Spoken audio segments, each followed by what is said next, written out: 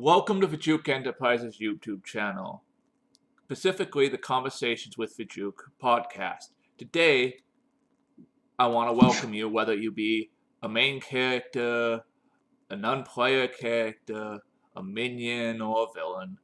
I want to welcome you all to my slice of the internet. Anyways, today I have a special guest who I will let introduce themselves. Hiya, I'm Trevor. I live in Leicester, which is in a fabled land called the Midlands in the UK, England. So, as you just indicated, you live in the Midlands in England. The only place I know of in the Midlands, which is probably not in the Midlands, is London. What other locales are there to see in the Midlands? Well, I often find this when I go abroad and, maybe I meet an American or something and they're like, "Hey, shucks, are you from London?" And I'm like, sorry, terrible accent. And I'm like, no, I'm not. The Midlands is about 100 miles north from London. It's the area between southern England and northern England, thus the name. Is there much stuff to do in the Midlands? Yeah, maybe not. In my own city, Leicester, which is an old Roman market town, there's a few things to see. We've got some really nice parks, Abbey Park Centre. We've got a guild house. We are host to King Richard III's remains and other stuff as well. Locally, there's other areas of interest as well, like Nottingham. Nottingham is a very vibrant, lovely city. It's good for nightlife, and it's also home of Robin Hood, which is a fabled folklore legend hero. So there's Sherwood Forest. There's a lovely restaurant. I think it's called Trip to Jerusalem, which is built in the enclaves of of the castle, and you can go there and have a really lovely Sunday lunch. It's absolutely beautiful. You're not really selling why someone should visit the Midlands versus any other UK locations. Why don't you try and sell it a bit more? I'm gonna have to level with you. It's a little bit average. There are probably better places to go to in the UK than the Midlands, but it's really up to you and what you're looking for. There are nice sites here. You just have to find them. I really kind of I love Scotland. I like Whitby, which is the landing point of fictional Dracula. And that's also got a lovely abbey and sites and a sleepy village. The thing is about the UK is that it's so small, it only takes 3 hours to drive from one side to the other, and maybe 6 or 7 from top to bottom. So if you wanted to come here, get a car, get a camper van or whatever, or National Express. It's a bus company. That's very cheap as well. That's a very affordable way of doing it. And just sling your hook and go around and see what's in the west, see what's in the south, see what's in the east, see what's in the north. There's I don't think there's any defining point in the UK that's like, right, this is the best, most pinnacle point of the UK, because they're kind of all spread about. I know when my mom goes on vacation, she likes to plan out where she's going to stay. Since the UK is only 3 hours from tip to tip, is it better to just stay in one location and do day trips, or to book hotels in different places? I'd say, I mean, from my travelling experience, it's always best to be like a tumbleweed.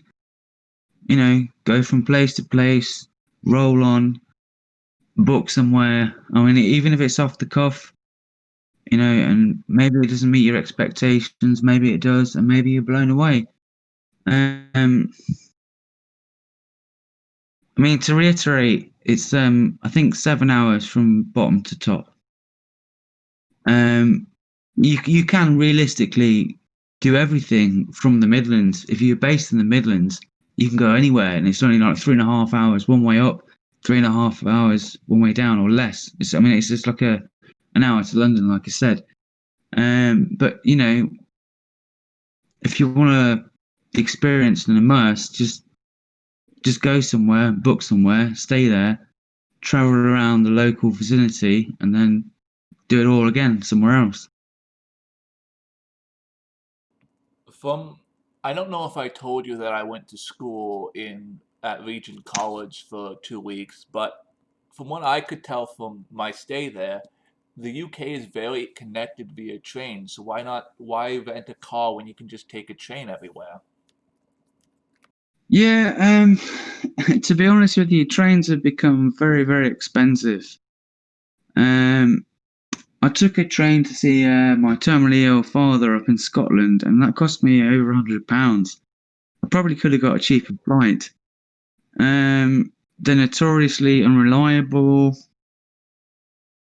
I think the infrastructure in the UK is not as good as it should be. I've been to many other countries where the trains they're bang on time and they're far cheaper. My advice, I think, if you were to choose like public travel in the UK and you want to go any length of distance, is National Express. It's a bus company. You can get cheap tickets, and it's all good. The UK has from what I remember from the UK, which was from 2011, a long time ago. The UK has very unique. Even England itself has very unique food. Where are some good place? Where would one go to get reasonably priced food of for England? That's a very good question, and it's one I get asked by foreign nationals when I'm traveling all the time. And to be honest with you, I kind of struggle to answer. Um, the UK, with its history and everything, a lot of our food is imported. So, like, one of the top dishes in the UK is actually Indian curry. Um, Rightly or wrongly, because of our colonial past. But you can always get a lovely curry in the UK, which is awesome. I mean, there's a lot of Turkish places. Um, Korean's becoming more popular. As for our native food, I'm not so sure. I would suggest just going to a good rural pub, and you might get like a healthy meaty sandwich, or they'll do like a Sunday snack or something that you might really enjoy. It really depends on where you go and where you visit.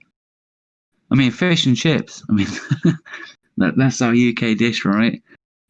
But the best fish and chips I ever in the UK is actually in Scotland. Without going on too much of a tangent, um, from what I know of, I don't know much about pubs, so I'm going to compare them to bars. And bars, you don't really get high quality food at bars. You get greasy food at bars. Is the same true for pubs? No, I think there's like a distinction. We have a long-standing tradition of pubs in the UK, and they were there like from medieval times. So you might be a traveller or a merchant, and you're going somewhere with your goods, or you're going somewhere with your wife, or to see your wife, and you'll stop at a pub. And a pub, you'll get like a beer or an ale, or like an alcoholic drink, and you might get some soup or some food, and you have a place to stay for the night. Um, it's kind of evolved over the years in that like a pub has become quite an institution. In the village that I live in, called Enderby, which is on the outskirts of Leicester, we used to have 6 pubs back in the heyday. A couple have sadly closed down. Now, we don't stay overnight at these pubs anymore, but they've become an institution, like I said. You meet other people in the village there, you meet friends there. Um, it's really like more about community rather than picking up chicks or something like that. But you can do that as well. um, so yeah, pub is a very good thing. It's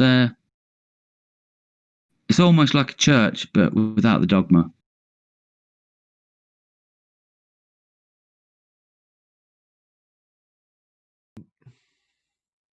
And with that concludes another episode of Conversations with Fjook. We hope you enjoyed, and we hope you come back for the next one. Anyways, as always, comment, comment, comment. Trevor, you have anything to say at the end?